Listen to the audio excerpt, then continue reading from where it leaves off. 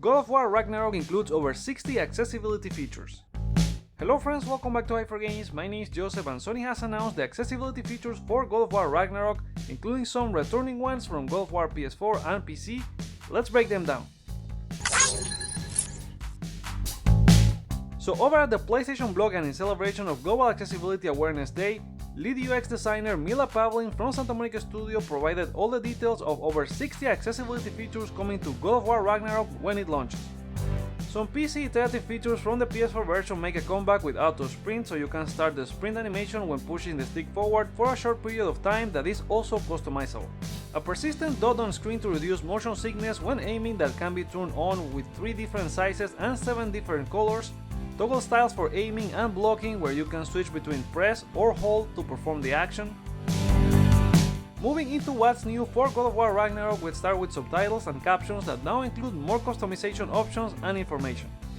The minimum text size for subtitles has been increased, plus a new scaling to adjust the size up to extra large text size, plus a larger area of the screen has been dedicated for subtitles to match what you would see in movies. Caption colors allow you to change all the elements from subtitles, including speaker, body, and caption with up to 7 different colors. The speaker name option is retained from God of War 2018 and can be toggled on or off, or set with different sizes for subtitle text. There are now expanded sound captions that will help understand in-game sound for both cinematics and gameplay. It can even be enabled for critical gameplay information or to assist with puzzles and narrative. Backgrounds for subtitles have been adjusted with blur options to make text readable during complex scenes, plus features like darkening background text or high contrast background with different opacity settings make a return from God of War 2018. For further help with puzzles or for critical gameplay, a directional indicator will lead you towards sound sources important to what you are solving or to tell you where sound is coming from. In regard to UI and UX, they have re-engineered and added full responsiveness to the text for the UI to provide for a larger minimum text on screen, that in the same way as subtitles has a scaling option for extra large text. Icons that are part of different actions around the different biomes can also be changed in size. Switching to gameplay assist options, you get several for remapping your control with different layout schemes, as well as full remapping where you can swap individual buttons. And for actions requiring a combination of presses, you can choose alternate configurations. For example, you can enable a touchpad shortcut for Spartan Rage or Quick Turn. Other features to help you in gameplay include a high contrast mode, applying different colors to the characters, items or collectibles to make them visible against the background. You can decide whether to have this option always on or only for gameplay and not for cinematics, and the color to apply for each of the characters, enemies and items.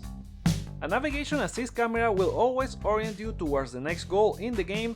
Jumping or bolting can be toggled to execute automatically via travel assistance, and audio cues will play for each of the on-screen button presses that appear to interact with an object or, for example, a door.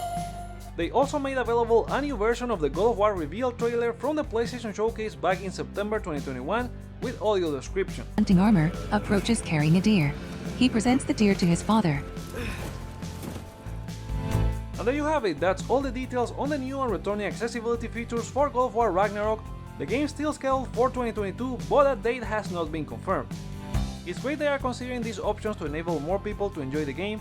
We saw they had lots of options in Horizon Forbidden West and are always taking feedback from users who use these features to improve them in any way possible.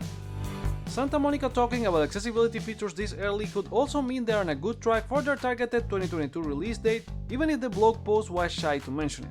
I'm not a game developer, but I think UX and UI features require most of the game to be fully playable, so this could be some confirmation the game is currently playable from beginning to end. Other studios talked about their accessibility features less than a month before they launched.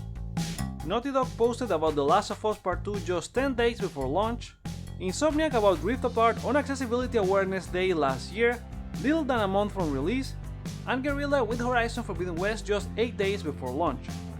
I'm not saying God of War is gonna launch in those times, but they could be gearing towards an October or November launch. But what are your thoughts on these accessibility features? Are there any options you think they missed? Do you believe they will hit their 2022 launch target? Share your thoughts in the comments below, like or dislike to share your feedback, check out other videos you may enjoy while you're here, and consider subscribing for more PlayStation content. Thank you so much for watching, my name is Joseph, this is Hypergames, and let's get hype!